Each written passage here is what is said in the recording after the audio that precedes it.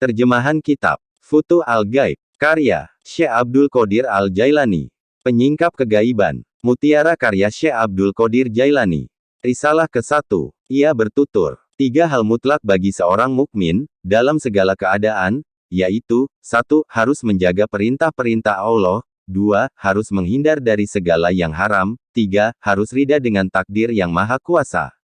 Jadi seorang mukmin, paling tidak, memiliki 3 hal ini. Berarti, ia harus memutuskan untuk ini, dan berbicara dengan diri sendiri tentang hal ini serta mengikat organ-organ tubuhnya dengan ini. Risalah kedua, ia bertutur, ikutilah sunnah Rasul dengan penuh keimanan, jangan membuat bid'ah, patuhilah selalu kepada Allah dan Rasul-Nya, jangan melanggar, junjung tinggilah tauhid dan jangan menyekutukan Dia, sucikanlah Dia senantiasa dan jangan menisbatkan sesuatu keburukan pun kepadanya. Pertahankan kebenarannya dan jangan ragu sedikit pun. Bersabarlah selalu dan jangan menunjukkan ketidaksabaran. Beristiqomahlah, berharaplah kepadanya. Jangan kesal, tetapi bersabarlah. Bekerjasamalah dalam ketaatan dan jangan berpecah belah. Saling mencintailah dan jangan saling mendendam. Jauhilah kejahatan dan jangan ternoda olehnya. Percantiklah dirimu dengan ketaatan kepada Tuhanmu, jangan menjauh dari pintu-pintu Tuhanmu, jangan berpaling darinya. Segeralah bertaubat dan kembali kepadanya.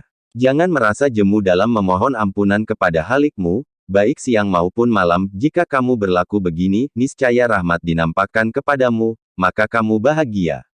Terjauhkan dari api neraka dan hidup bahagia di surga, bertemu Allah, menikmati rahmatnya, bersama-sama bidadari di surga dan tinggal di dalamnya untuk selamanya, mengendarai kuda-kuda putih, bersukaria dengan hur-hur bermata putih dan aneka aroma, dan melodi-melodi hamba-hamba sahaya wanita, dengan karunia-karunia lainnya, termuliakan bersama para nabi, para sidik, para syahid, dan para soleh di surga yang tinggi.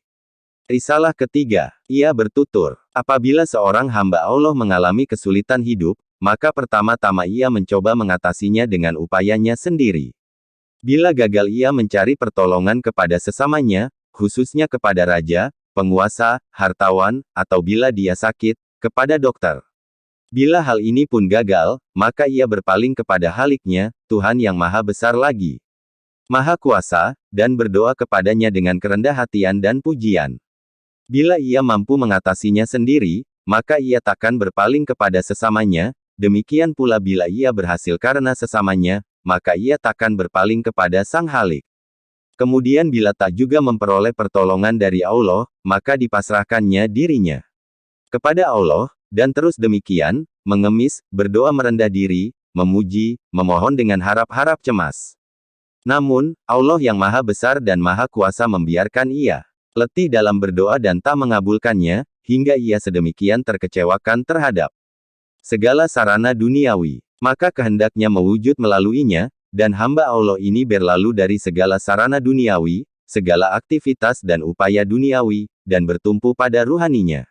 Pada peringkat ini, tiada terlihat olehnya, selain kehendak Allah yang maha besar lagi maha kuasa, dan sampailah dia tentang keesaan Allah, pada peringkat hakul yakin tingkat keyakinan tertinggi yang diperoleh setelah menyaksikan dengan mata kepala dan mata hati.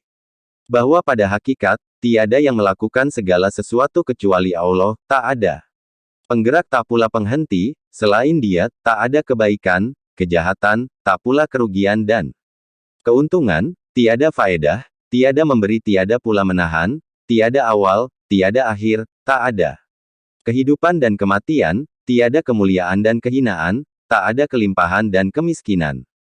Kecuali karena Allah. Maka di hadapan Allah, ia bagai bayi di tangan perawat, bagai mayat dimandikan, dan bagai bola di tongkat pemain polo, berputar dan bergulir dari keadaan ke keadaan, dan ia merasa tak berdaya. Dengan demikian, ia lepas dari dirinya sendiri, dan melebur dalam kehendak Allah.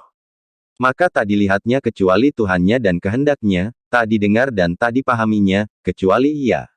Jika melihat sesuatu, maka sesuatu itu adalah kehendaknya, bila ia mendengar atau mengetahui sesuatu, maka ia mendengar firman-Nya, dan mengetahui lewat ilmunya. Maka terkaruniailah dia dengan karunia-Nya, dan beruntung lewat kedekatan dengannya, dan melalui kedekatan ini, ia menjadi mulia, ridha, bahagia, dan puas dengan janjinya, dan bertumpu pada firman-Nya.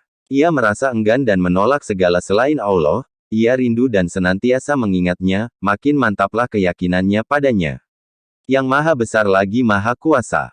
Ia bertumpu padanya, memperoleh petunjuk darinya. Berbusana nur ilmunya, dan termuliakan oleh ilmunya. Yang didengar dan diingatnya adalah darinya. Maka segala syukur, puji, dan sembah tertuju kepadanya. Risalah keempat. Ia bertutur, bila kamu abaikan ciptaan, maka, semoga Allah merahmatimu, Allah melepaskanmu dari kedirian, semoga Allah merahmatimu, ia mematikan kehendakmu, semoga Allah merahmatimu, maka Allah mendapatkanmu dalam kehidupan baru. Kini kau terkaruniai kehidupan abadi, diperkaya dengan kekayaan abadi, dikaruniai kemudahan dan kebahagiaan nan abadi, dirahmati, dilimpahi ilmu yang tak kenal kejahilan, dilindungi dari ketakutan, dimuliakan, hingga tak terhina lagi, senantiasa terdekatkan kepada Allah, senantiasa termuliakan, senantiasa tersucikan, maka menjadilah kau pemenuh segala harapan, dan ibaan pinta orang mewujud pada dirimu, hingga kau sedemikian termuliakan, unik, dan tiada taraf, tersembunyi dan terahasiakan. Maka, kau menjadi pengganti para rasul, para nabi dan para sidik. Kaulah puncak wilayah, dan para wali yang masih hidup akan mengerumunimu. Segala kesulitan terpecahkan melaluimu, dan sawah ladang terpaneni melalui doamu, dan sirnalah melalui doamu, segala petaka yang menimpa orang-orang di desa terpencil pun, para penguasa dan yang dikuasai, para pemimpin dan para pengikut, dan semua ciptaan. Dengan demikian kau menjadi agen polisi, kalau boleh disebut begitu, bagi kota-kota dan masyarakat.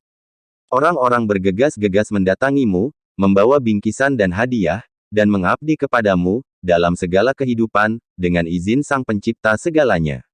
Lidah mereka senantiasa sibuk dengan doa dan syukur bagimu, dimanapun mereka berada. Tiada dua orang mukmin berselisih tentangmu. Duhai, yang terbaik di antara penghuni bumi, inilah rahmat Allah, dan Allah lah pemilik segala rahmat.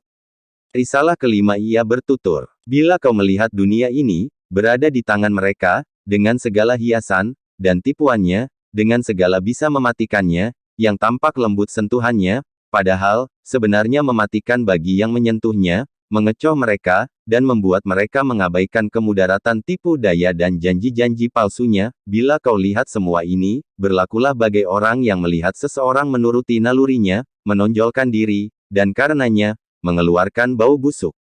Bila, dalam situasi semacam itu, kau enggan memperhatikan kebusukannya, dan menutup hidung dari bau busuk itu, begitu pula kau berlaku terhadap dunia, bila kau melihatnya, palingkan penglihatanmu dari segala kepalsuan, dan tutuplah hidungmu dari kebusukan hawa nafsu, agar kau aman darinya dan segala tipu dayanya, sedang bagianmu menghampirimu segera, dan kau menikmatinya.